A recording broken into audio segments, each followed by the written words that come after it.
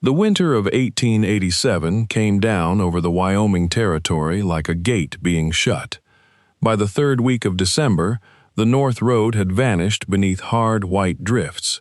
Fence posts stood like blackened fingers above the snow. Cottonwoods along the creek groaned through the long nights, their bare limbs rubbing together whenever the wind turned east.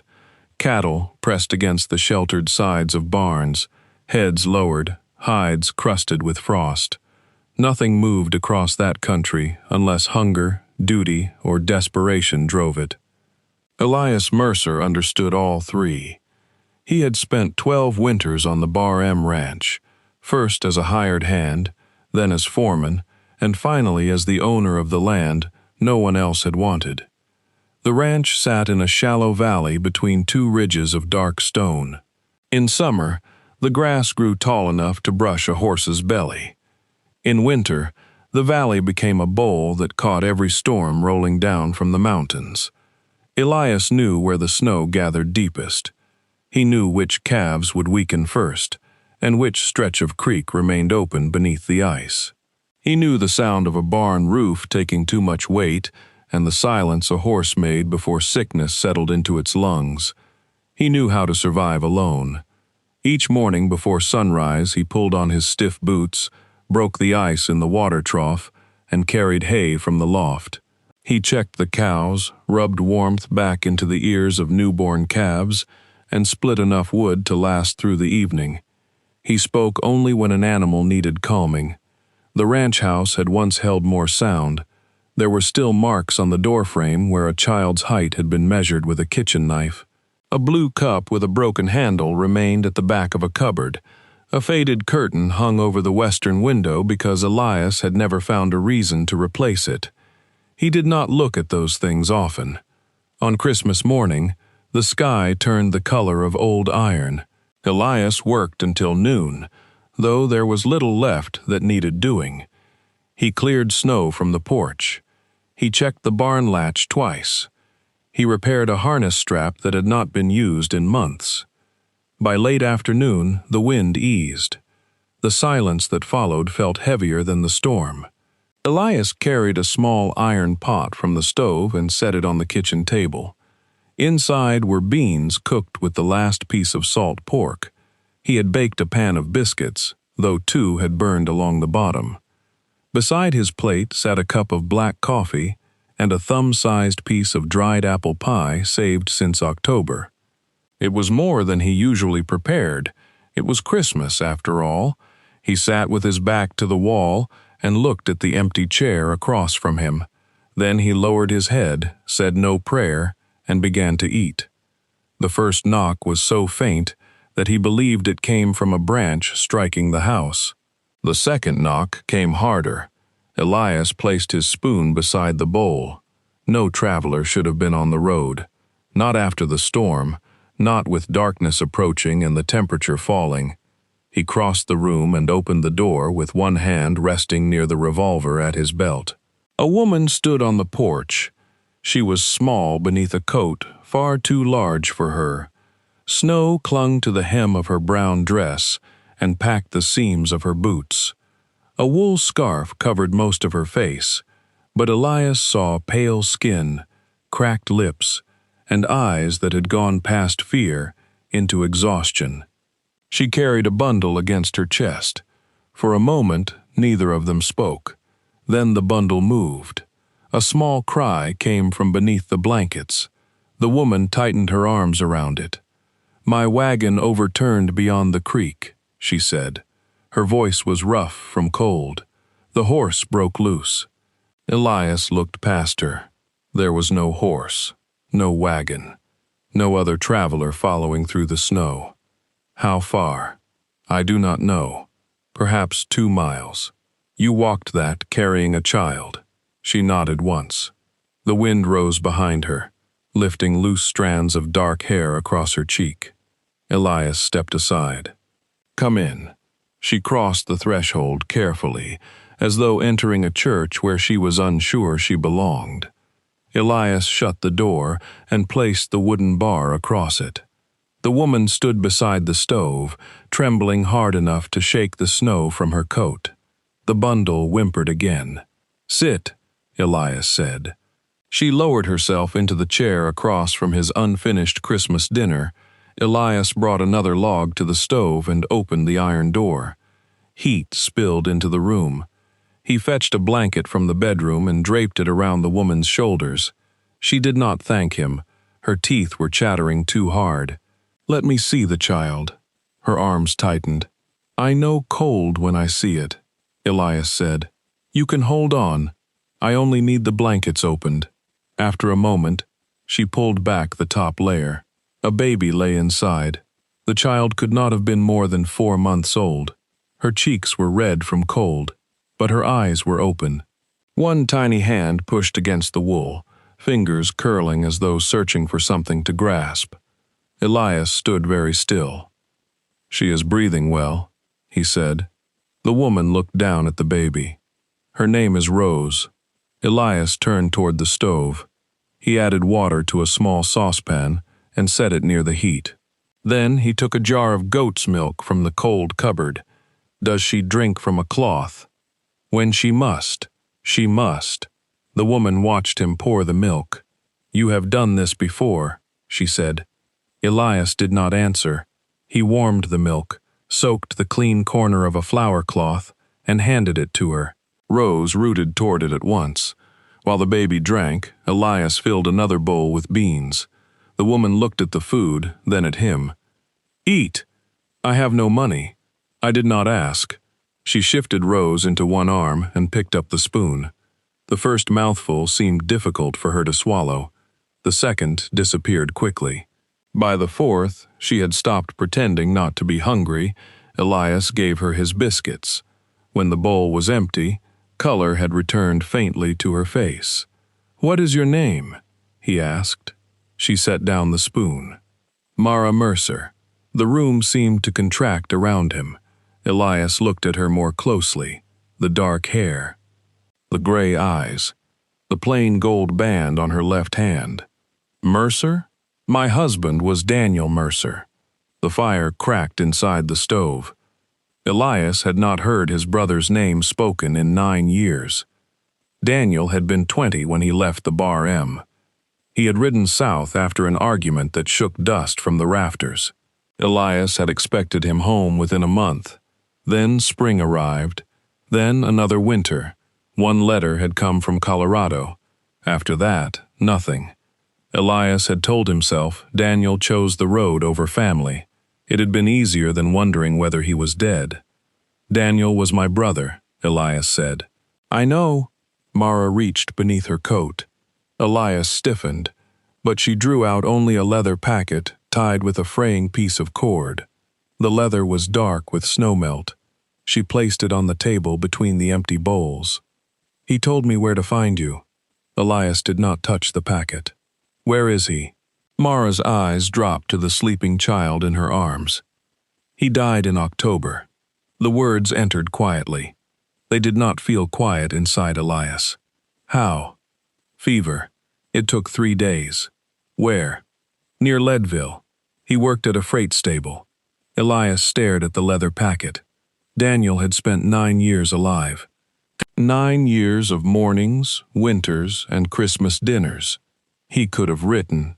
He did. Mara pushed the packet toward him. Elias looked at the cord, but he made no move to untie it. "Why are you here?" "The stable closed after he died. The owner let me remain in the room above it for a month." "Then the building was sold. You have family?" "Not living.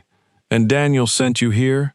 He said that if anything happened, I should bring Rose to the Bar M." The baby made a soft sound in her sleep. Elias looked at her face.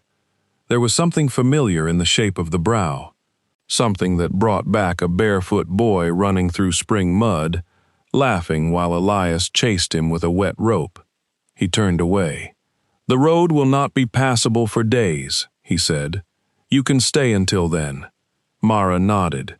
She did not ask what would happen afterward. That night, Elias gave her the bedroom and slept beside the stove. Before dawn, he woke to Rose crying. The sound passed through the dark house in short, helpless bursts. Elias lay beneath his blanket and listened as Mara whispered to her, walking slowly across the bedroom floor. The crying did not stop. After several minutes, Elias sat up. "Is she hungry?" Mara appeared in the doorway. Her hair hung loose around her shoulders. She looked younger without the heavy coat, though weariness had settled beneath her eyes. "I have little milk left." Elias rose and pulled on his boots. He crossed to the barn with a lantern, milked the gentlest goat, and returned with a steaming tin cup. When he entered, Mara was seated beside the stove with Rose against her shoulder. Elias warmed the milk. Rose drank. The house grew quiet again. That became the first of their routines. The road remained buried through the end of December. Each morning, Elias went to the barn before sunrise. When he returned, coffee waited on the stove. Mara never asked how he liked it. She watched him make it once and remembered. She swept the floor with a broom worn thin at the edges. She washed the blankets Rose had soiled and hung them near the stove. She found a sack of flour in the pantry and baked bread in the heavy pan Elias had not used since his mother died. The first loaf came out too dense. Elias ate 3 slices. On the 4th morning, he found a button sewn back onto his winter coat. The thread did not match, but the stitches were small and strong. He said nothing. That afternoon, he repaired the broken clasp on Mara's traveling case. She noticed when she went to place Rose's clothes inside it. She said nothing either. The snow began to settle. Elias rode to the overturned wagon with a pack horse and found it half buried near the creek. One wheel had broken. The trunk was split, and most of its contents lay frozen beneath the drift. He recovered 2 dresses, a tin photograph, Daniel's shaving cup, and a wooden box filled with baby clothes. The photograph showed Daniel seated beside Mara on the steps of a narrow house. He wore a work shirt with the sleeves rolled high. Mara's hand rested on his shoulder. Daniel looked older. He also looked happy. Elias placed the photograph inside his coat. When he returned, Mara was standing on the porch, Rose bundled against her chest. He carried the wooden box into the house. "This was all I found." She knelt and touched the lid. "Thank you." Elias set the photograph on the table. Mara picked it up with both hands. For several moments, she only looked at Daniel's face. Then she placed the photograph beside the blue cup at the back of the cupboard. Elias saw where she had put it. He did not ask her to move it. By New Year's Day, the sky cleared. Sunlight spread across the snow so brightly that a man could barely look west. The road remained difficult, but a rider could reach town. Elias saddled his bay gelding. Mara stood beside the fence with Rose. "I can take you to the station," he said. "A train leaves east tomorrow." "To where?" "Wherever you plan to go." "I plan to come here." Elias tightened the saddle strap. "You said Daniel told you to bring the child." "He told me to bring both of us." Elias looked at her. Mara held his gaze, though the cold had reddened her eyes. "I do not expect charity," she said. "I can cook, sew, keep accounts. I worked at the stable when Daniel was sick. If there is work here, I will earn my room. There is no work fit for a woman with an infant. Then I will find work in town. The nearest rooming house is full of miners and drifters. I have lived among miners and drifters." Elias glanced toward Rose. The baby was awake inside the blankets. Her gray eyes followed the movement of his hat brim. "You can stay until spring," he said. "After that, we decide." Mara nodded. It was the closest thing either of them offered to an agreement. January passed in small sounds. The scrape of Elias's boots against the porch. The hum of Mara's voice when she rocked Rose. The knock of the axe splitting wood. The soft clatter of a spoon inside a mixing bowl. At night, they sat on opposite sides of the stove. Elias cleaned tack or repaired gloves. Mara mended clothes by lamplight, moving the needle through fabric with quick, certain fingers. They spoke little. She told him Rose slept better when the wind was still. He told her which section of the roof leaked during a thaw. She told him the flour bin was nearly empty. He told her he would ride to town on Saturday. The silence between them slowly lost its edge. One evening, Elias returned from the barn and found a cradle beside the stove. Mara had made it from an old apple crate. She had padded the inside with folded cloth and tied 2 strips of rope beneath it so it could rock. Elias tested one of the boards. "It will hold," she said, "for now." The next day, he carried 3 lengths of pine from the shed. He worked in the barn until after dark, shaving the wood smooth with a draw knife. He fitted the sides together without nails, using joints his father had taught him when Elias was a boy. 2 days later, he placed the finished cradle beside the stove. Mara ran her hand along the polished rail. "You did not need to do this." The crate was splitting. She looked at him. "That is all?" "That is enough." Rose slept in the cradle that night. In February, her first tooth came through. She cried for hours, her face hot and miserable. Mara walked the floor until her arms shook. Elias watched from the table. "Give her here." Mara hesitated. Elias held out his hands. She placed Rose in his arms. He carried the child to the porch and wrapped his coat around both of them. The night air was cold and clear. Stars filled the sky above the valley.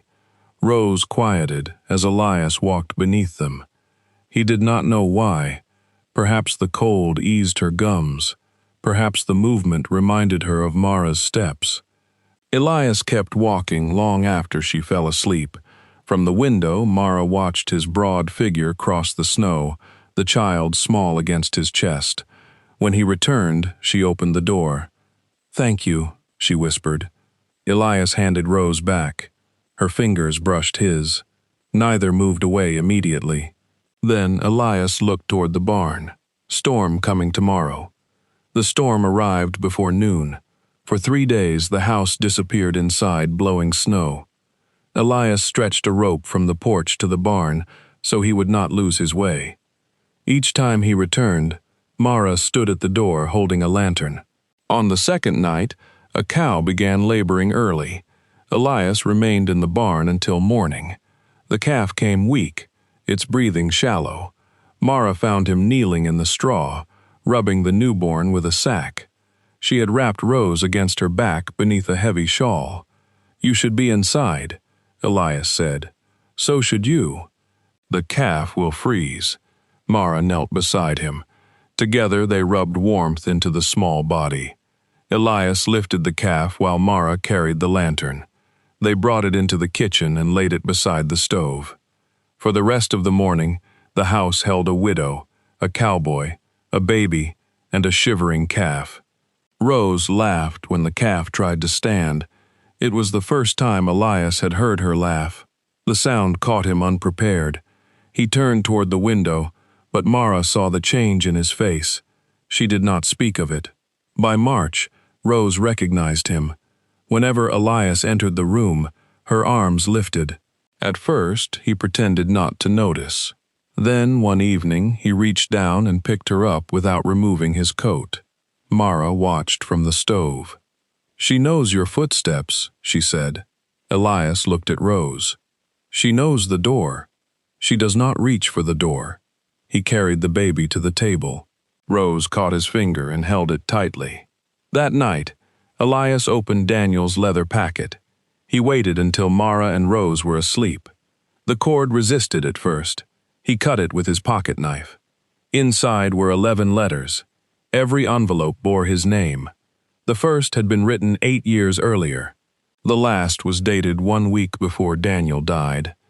Elias unfolded the earliest letter. Daniel had written that he was sorry for leaving. He had expected Elias to follow and bring him home. When no one came, pride had carried him farther. The second letter spoke of work in New Mexico. The third described meeting Mara, The fourth said they had married in a church with a leaking roof. None of the letters had been posted. In the sixth, Daniel admitted he had ridden as far as the Wyoming border before turning back. He had feared Elias would close the door. In the ninth, Daniel wrote about Rose. "She has your eyes when she is angry," he had written. "I pray she gets none of our stubbornness, though Mara says that prayer came too late." Elias read the final letter twice. "Brother, the doctor says I may recover, but Mara sees the truth better than he does. I have no land to leave them, no money worth naming. Only your name and the memory of a place where a man could stand beneath the sky and know where he belonged. I told Mara you were hard, but not cruel. I told her you might shut the door once. I told her to knock again. Do not punish them because I was too proud to return. Rose is your blood. Mara is better family than either of us deserved. Give them shelter if you can. Give them honesty if you cannot. Daniel."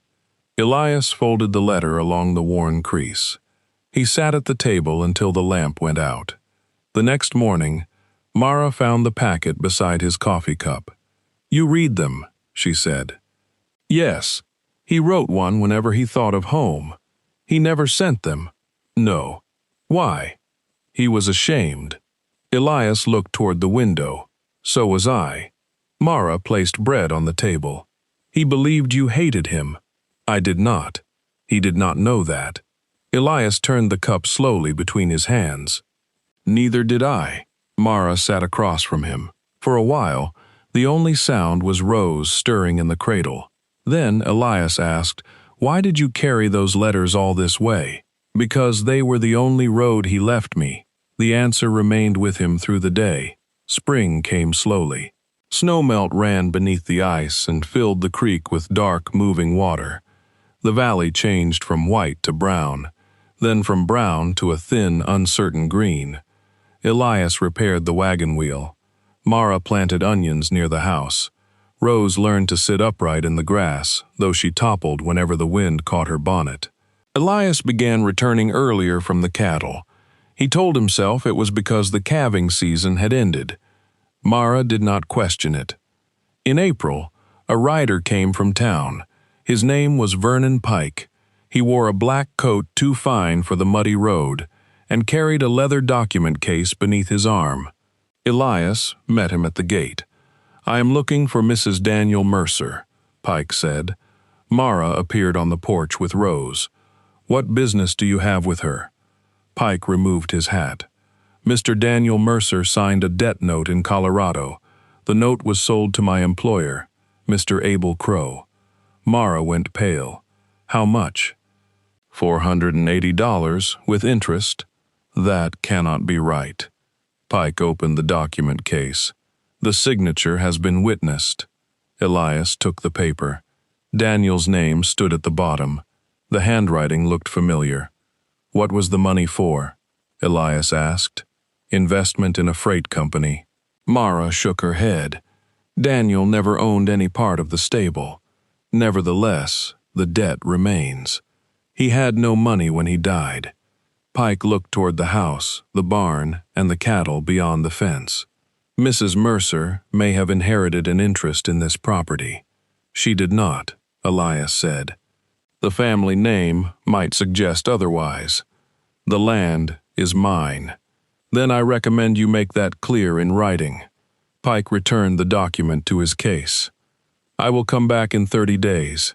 If the widow cannot pay, the matter will go before the territorial court. Her belongings may be seized. Any property proven to have belonged to Daniel Mercer may be included." Mara held Rose closer. "She has nothing." Pike placed his hat on his head. "Then collection should be simple." Elias took one step forward. Pike's horse shifted beneath him. "You have delivered your message," Elias said. Pike left without another word. That evening, Mara packed her traveling case. Elias stood in the bedroom doorway. "What are you doing?" "I am leaving before the court decides your ranch belongs to Daniel." "It does not. Pike may not care. I have the deed." And he has Daniel's signature. Elias looked at the dresses folded inside the case. Where will you go? I can work in town. With Rose, I worked before. That is not what I asked. Mara closed the case. I will not cost you this land. You think leaving fixes that. It keeps you from being dragged into Daniel's debt. I am already in it. No, you are not. Elias crossed the room and picked up the leather packet. These letters say otherwise. Mara's expression hardened. Letters do not make you responsible for us. Daniel made me responsible. He asked you for shelter. You gave it. Until spring, yes. The words struck harder than Elias expected. Mara looked toward the window. Spring is here. Rose began to fuss from the cradle. Mara lifted her. I will leave tomorrow. Elias wanted to tell her not to. The words stopped somewhere between his chest and his mouth. He had spent years teaching himself not to ask anyone to remain. Asking meant giving them the power to refuse. He stepped away from the doorway. Road is muddy, he said. Wait 2 days. Mara nodded. It was not the answer either of them needed. The next morning, Elias rode to town. He visited the county clerk, the bank, and the telegraph office. By afternoon, mud coated his boots to the knees. At the bank, he learned Abel Crow had purchased several unpaid notes from failing Colorado businesses. Some were legitimate. Others were being challenged in court. At the clerk's office, Elias found no claim against the Bar M. At the telegraph office, he sent a message to the owner of the freight stable where Daniel had worked. The answer arrived the following day. Daniel Mercer signed no investment note. Signature likely taken from payroll record. Pike worked here as bookkeeper, dismissed for theft. Elias folded the telegram and placed it inside his coat. When he returned to the ranch, Mara's case sat beside the door. She wore her traveling coat. Rose slept against her shoulder.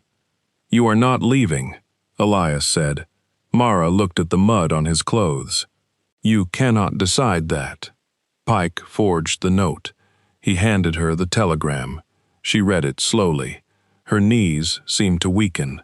Elias reached for her elbow, but she caught herself against the table. Then, it is finished? Not yet. A horse approached outside. Elias looked through the window. Pike had returned early. This time he was not alone. A deputy rode beside him. Elias opened the door before they dismounted. Pike held another paper. I have an order permitting an inventory of property connected to Daniel Mercer. The note is forged. That is for a court to decide. Elias handed the telegram to the deputy. The deputy read it, then looked at Pike. This changes the situation. It is only a message, Pike said. The signed note remains valid until challenged. Mara stepped onto the porch with Rose. I will testify, she said. Daniel never borrowed that money. Pike looked at the leather packet under her arm. What is that? Letters? Written by Daniel? Yes. Then they may contain handwriting suitable for comparison. Pike reached toward the packet. Mara stepped back.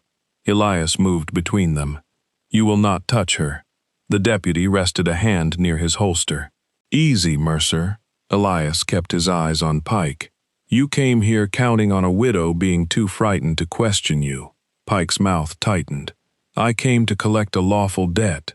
No, Mara said. Her voice was soft, but it carried across the yard. You came because you believed Daniel's death erased the truth. Pike looked at her. Mara shifted Rose against her chest and untied the leather cord. She removed the final letter. Daniel wrote this 1 week before he died. It contains his signature, witnessed by the doctor who treated him. The handwriting does not match your note. The deputy took both papers. He compared the writing. Even from where Elias stood, the difference was clear. Daniel's true signature leaned sharply to the right. The signature on Pike's note stood straight and careful. The deputy folded the forged note. "Mr. Pike, you will return to town with me." Pike's face lost its color. "You have no authority to arrest me. I have authority to hold you while the judge examines these documents." Pike looked toward his horse. Elias stepped closer. The deputy removed Pike's revolver before Pike could decide whether to reach for it. They rode away 10 minutes later. Mara remained on the porch. Snow still clung in narrow strips beneath the cottonwoods, but the sun had warmed the yard. Water dripped steadily from the roof. Elias looked at the traveling case by the door. "You packed. I thought I had to. You do not." Mara lowered her eyes. "The note is finished. There is nothing keeping us here." Elias felt the old fear rise inside him. It was not fear of danger. He understood danger. It was not fear of loneliness. Loneliness had become a room he knew how to live in. This was the fear of speaking plainly, and learning that plain words were not enough. Rose stirred between them. Elias looked at the child, then at Mara. "Daniel believed I would open the door," he said. "You did. I nearly closed it again." Mara waited. Elias removed his hat. "I told you to stay until spring, because I did not know how to ask for more." The wind moved softly through the wet grass. Mara's hand rested on Rose's back. "What are you asking now?" Elias looked toward the house, at the cradle he had built, at the curtains Mara had washed and rehung, at the garden rose beginning beside the porch. "I am asking you not to take her footsteps out of this house." Mara's eyes filled, though no tears fell. "And mine?" Elias met her gaze. "Yours most of all." For a moment, neither of them moved. Then Mara stepped forward. She placed Rose in his arms. The child woke and caught hold of his shirt. Mara picked up the traveling case, carried it inside, and set it beside the bedroom wall. Elias followed. That evening, they ate at the kitchen table. There were 3 bowls instead of 1.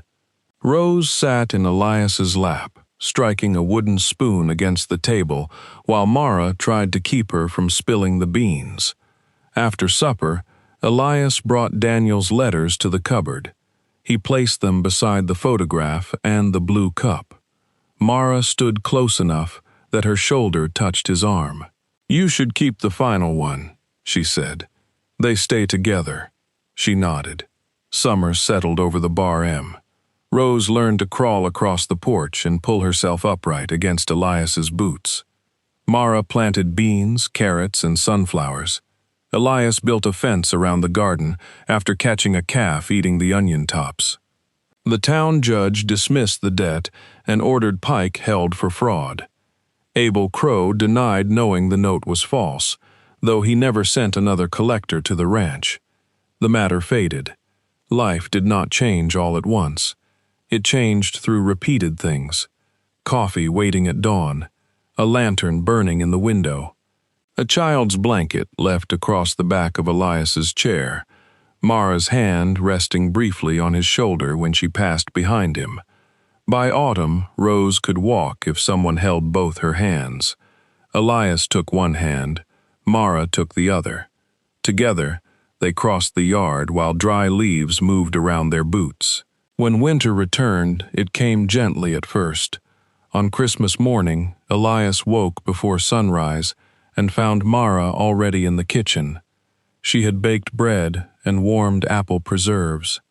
Rose sat on the floor near the stove, stacking wooden blocks Elias had carved for her.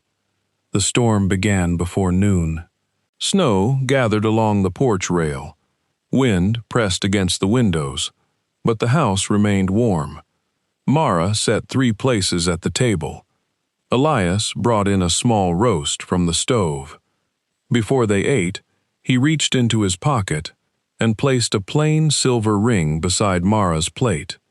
He did not make a speech. He only said, "I would like every Christmas after this one to look much the same." Mara touched the ring with one finger. "Perhaps with fewer storms. I cannot promise that." She smiled. "Then promise the table." Elias looked at the 3 places. "The table is yours." Mara lifted her eyes. Hours, she said. Elias nodded. Hours. Rose struck her spoon against the table and laughed. Outside, the Wyoming winter covered every road and fence beneath white silence. Inside, Elias closed the door against the cold. Then he returned to the Christmas table, where no chair stood empty.